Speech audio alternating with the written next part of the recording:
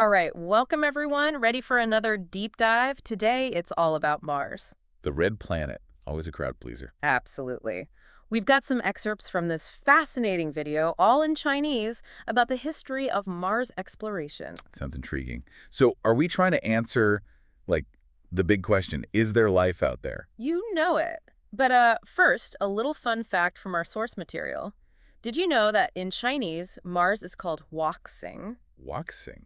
Interesting. What's that mean? Literally fire star. Oh, that's pretty cool. Ironic, though, right? Yeah. Considering how cold Mars actually is. Right, like super cold, but I guess it makes sense, thinking back in the day, just seeing that red color in the sky. Makes sense. Early astronomy, lots of assumptions, observations changing over time. That's how we learn. Totally. And speaking of learning, get this. A Martian year is twice as long as an Earth year. Wow, think about that. Seasons that last twice as long. I know, right? Imagine a Martian summer. Or a Martian winter, maybe not so much. It really makes you realize that Mars isn't just a smaller Earth. Different time scales, different atmosphere, the whole landscape is completely unique.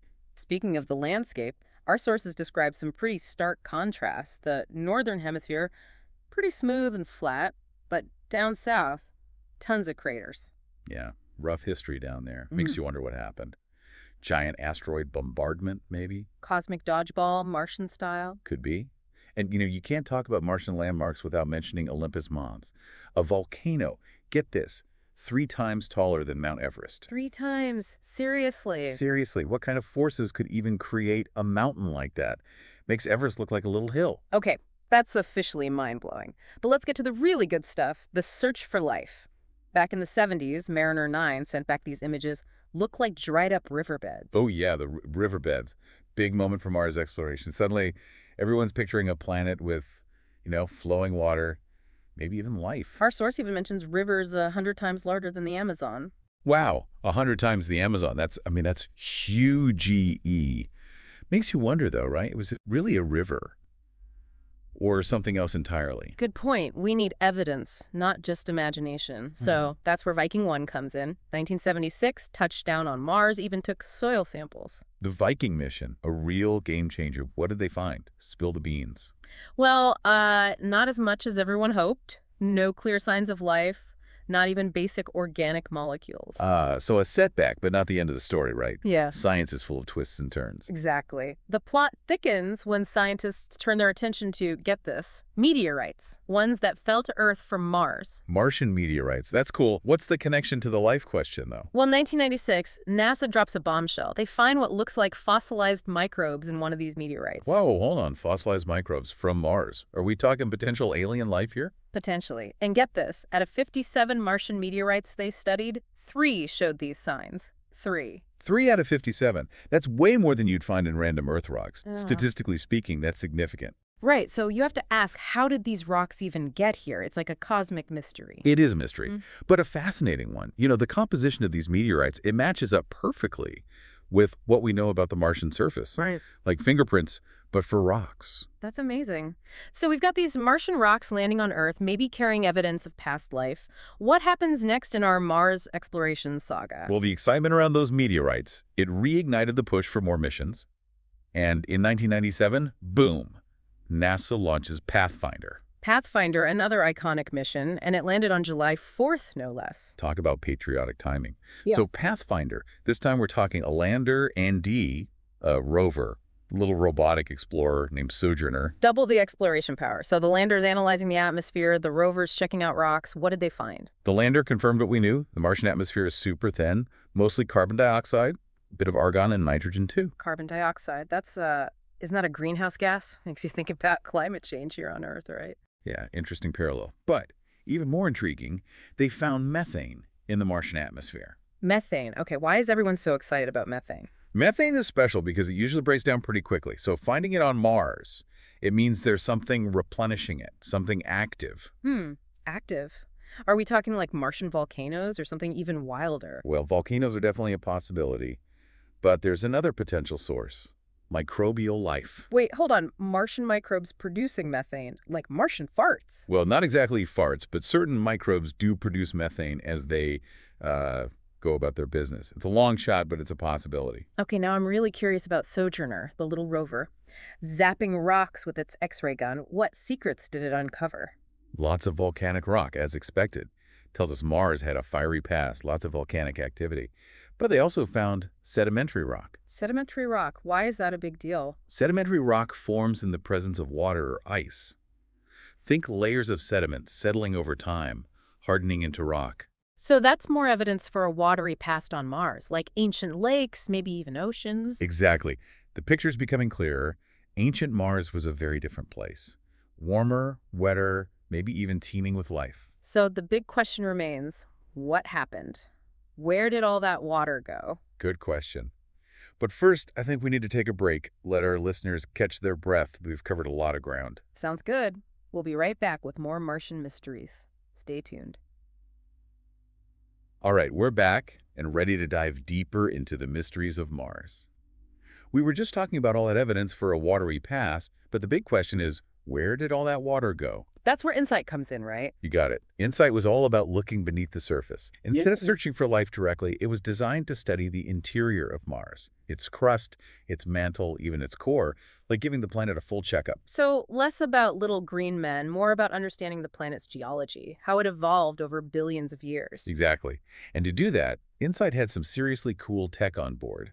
A seismometer, for instance, to detect Marsquakes. Marsquakes. Wait, like earthquakes, but on Mars. Yep, just like that.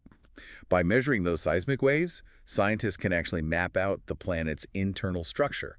Kind of like an ultrasound, but for a whole planet. Wow, that's incredible. So did InSight find any evidence of those underground aquifers we were talking about? The ones that might hold the missing Martian water? Well, it didn't find liquid water directly, but the data it gathered. It definitely supports the idea of subsurface water. See, by analyzing how seismic waves travel through different layers, scientists can figure out what those layers are made of. So they're like listening to the echoes from deep inside the planet, and those echoes can tell them if there's water down there. Precisely. It's like using sound to see. Pretty amazing, right? Absolutely mind-blowing. But okay, even if there's water underground, we still got to answer that big question. Why did Mars lose all that surface water while Earth kept its oceans? The key difference, it all comes down to magnetic fields. Earth has a strong, stable magnetic field that acts like a shield, protecting us from the solar wind. The solar wind. That's that constant stream of charged particles from the sun, right? That's it. And without a magnetic field to deflect it, that solar wind can strip away a planet's atmosphere, which in turn can lead to the loss of surface water. So Mars doesn't have a magnetic field at all. Is that why it's a dry desert today? Well, it's a little more complicated than that. Scientists think that early Mars, billions of years ago, probably did have a stronger magnetic field. But for some reason, that field weakened or disappeared. What happened? Did the Martian magnetic field just, like, take an early retirement? Huh. Well, it's not quite that simple. Hmm. The leading theory is that it has to do with the core. Earth's core is larger, more active, with a molten outer layer that generates that powerful magnetic field. Ah, so Mars's core is smaller, maybe cooled down faster, and that messed up its magnetic field. Exactly. And without that magnetic shield, the solar wind had its way with the Martian atmosphere, stripping it away over millions of years. And no atmosphere means no liquid water. A pretty bleak scenario. So you wonder, could something like that happen here on Earth? It's a thought that definitely keeps some scientists up at night. Earth's magnetic field is much stronger, but it does fluctuate over time. There have been times when the magnetic poles have actually flipped. North becomes south, south becomes north. Wait, the poles can actually flip. That sounds kind of chaotic. It does, doesn't it? Yeah. But it's a natural process. And while we're not in imminent danger of losing our magnetic field, it's definitely something we need to keep studying. Understand how it works, what could disrupt it. Yeah, that makes sense. Got to keep an eye on our planetary defenses. But, all this talk about us exploring Mars, what if we're not the only ones doing the exploring? What if there are other civilizations out there studying us just like we study Mars? Now, that's a truly fascinating question. If we entertain the possibility of extraterrestrial life, it's not crazy to think they might be using similar methods to explore the universe. So they could have started with telescopes, then sent probes, maybe even landers and rovers, just like us. Absolutely. Yeah. And their technology could be far beyond anything we can even imagine. Think about it. What if they have rovers so advanced they're practically invisible, observing us without us ever knowing? Okay, hold on. Are you suggesting those UFO sightings people report could be like alien drones? That's pretty wild. It's a possibility, right? We might be looking for little green men when what we should be looking for is advanced technology that we don't even recognize as such. Wow. That's a serious mind bender. Makes you wonder, are we the explorers or are we the ones being explored? It's a humbling thought, isn't it? And it brings us back to one of those intriguing details from your Chinese sources. Remember the Mars boy? Oh, yeah, the kid who claimed to be from Mars, the one who Yeah. said Martians stop aging at 35. Yeah, that was a pretty wild story. Right. And while it's almost certainly not true, it does make you think about our perceptions of extraterrestrial life. What if our ideas about what aliens should be like are completely off base? Maybe we need to broaden our horizons a bit. So we've talked about ancient rivers, missing magnetic fields, even alien robots. What's the big takeaway here? What have we learned about Mars and the search for life beyond Earth? I think the biggest lesson is that Mars is a planet full of contrasts and mysteries. A world that might have once been a lot like Earth, but took a very different path. It's a reminder that habitability is fragile, that planetary conditions can change dramatically over time, and it's a challenge to keep exploring, to keep asking questions, to never stop searching for answers. Beautifully said. Even though Mars is a cold desert today, it's still a source of endless fascination. Who knows what secrets it holds, just waiting to be uncovered. Exactly. And who knows what we might find as we continue to explore. The search for life on Mars, the search for life beyond Earth, it's a journey that's just beginning. We've covered so much in our Mars deep dive. Ancient rivers, underground aquifers. It's like this planet has a whole secret history. It really does. And, one of the biggest mysteries we keep coming back to is that missing magnetic field. Why did Mars lose it while Earth held on to its own? Right, because that magnetic field, it's like a planet's shield, protecting it from the solar wind. No shield, no atmosphere, no water. That's what happened to Mars. But why did its magnetic field disappear? That's the million-dollar question, and scientists are still trying to crack the case. But the leading theory points to the core. You see, Earth's core is much larger and more active. It has this molten outer layer churning around, acting like a giant dynamo. That's what generates our strong magnetic field. So Mars's core, it's smaller, maybe it cooled down faster, and that messed up its magnetic field. That's the idea. It's like the dynamo just sputtered out and the magnetic field went kaput. And without that protection, the solar wind just blasted away the Martian atmosphere over millions of years. It's incredible how one factor can have such a huge impact on a planet's fate. Makes you realize how lucky we are here on Earth. Absolutely. That magnetic field, it's like our planet's guardian angel. We really take it for granted.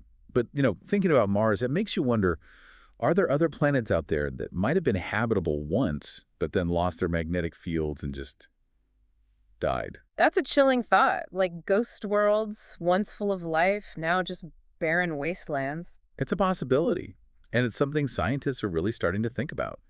As we discover more and more exoplanets, planets orbiting other stars, we're realizing that magnetic fields are crucial. So in our search for life beyond Earth, it's not just about finding water or a comfortable temperature. It's also about finding planets with strong, healthy magnetic fields. Exactly. It's a whole new dimension to the search for life.